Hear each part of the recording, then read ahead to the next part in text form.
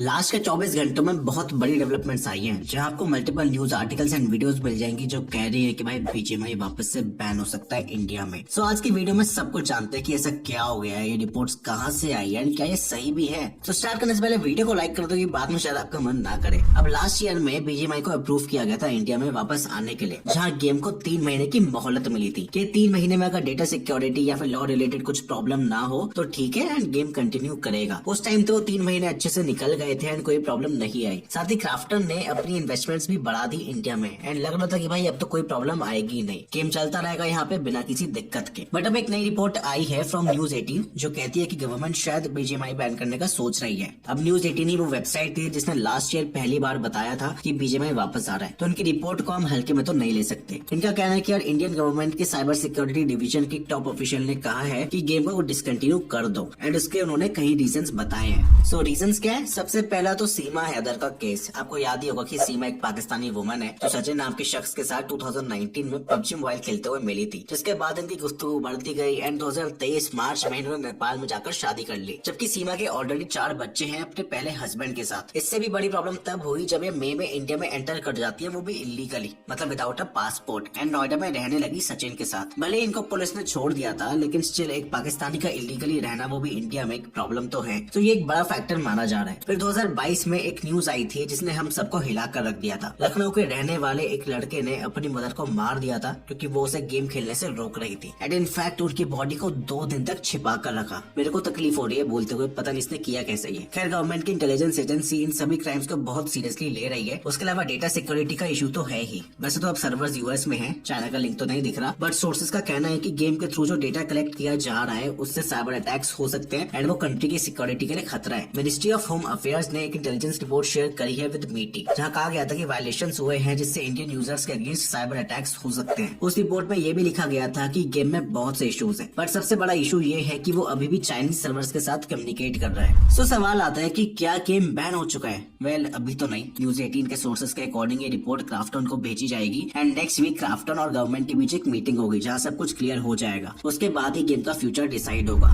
सो इस सबसे इम्पैक्ट क्या होने वाला है? वेल मुझे तो लगता है कि यार इस बार ना विश्वास उड़ जाएगा लोगों का। गेम ऑलरेडी 2 बार बैन हो चुका है, वापस आया है, जिसमें हर बार 7-8 महीने या फिर 1 साल के लिए गायब हो जाता है। अब मुझे जैसे कैजुअल गेमर्स पे इसका शायद ज्यादा इफेक्ट ना हो, बट जो ई स्पोर्ट्स प्लेयर्स हैं एंड ऑर्गेनाइजेशंस हैं वो जरूर फेडअप हो जाएंगे, क्योंकि वो इतने मंथ्स प्रिपेयर करते हैं, टूर्नामेंट्स के लिए टीम बनाते हैं, गेम बैन हो जाता है तो फायदा क्या हुआ? ऊपर से जो लोग गेम में खर्चा करते हैं उनका भी विश्वास उठ जाएगा कि यार फायदा क्या है इतनी स्किन्स और रॉयल पास खरीद के अगर गेम ही बैन हो जाता है बार बार। और गवर्नमेंट को भी एक बार डिसीजन ले लेना चाहिए ना फाइनल, की करना क्या है गेम के साथ। बैन करना है परमानेंटली कर दो, अलाउ करना है तो पूरा चेक करके करो, बिकॉज ज्यादातर इंसिडेंट्स जो हुए हैं वो गेम के अनबैन होने से पहले हुए थे। तो ऐसा नहीं है कि गवर्नमेंट को पता ना हो कि कैसे क्राइम्स हो रहे हैं, या तो तभी अलाउ करते। इतनी अनसर्टेनिटी में कोई इंडस्ट्री कैसे ग्रो करेगी? ऊपर से क्राफ्टन का मुझे समझ नहीं आता कि इंडिया उनकी इतनी मेन मार्केट है, यहाँ से उन्होंने $74 मिलियन भी कमा लिए थे सिर्फ 10 महीने के अंदर जब बीजीएमआई वापस आया था। तो भाई अपनी थाली में कौन छेद करता है? खैर कैजुअल गेमर्स को इतनी प्रॉब्लम नहीं होनी चाहिए क्योंकि वॉरज़ोन मोबाइल फाइनली आ रहा है 21 मार्च को एंड उसमें वीडियो अच्छी लगे तो लाइक करो, गेम्स चैनल को सब्सक्राइब करो और मिलूंगा नेक्स्ट टाइम। तब तक के लिए keep gaming and keep gossiping.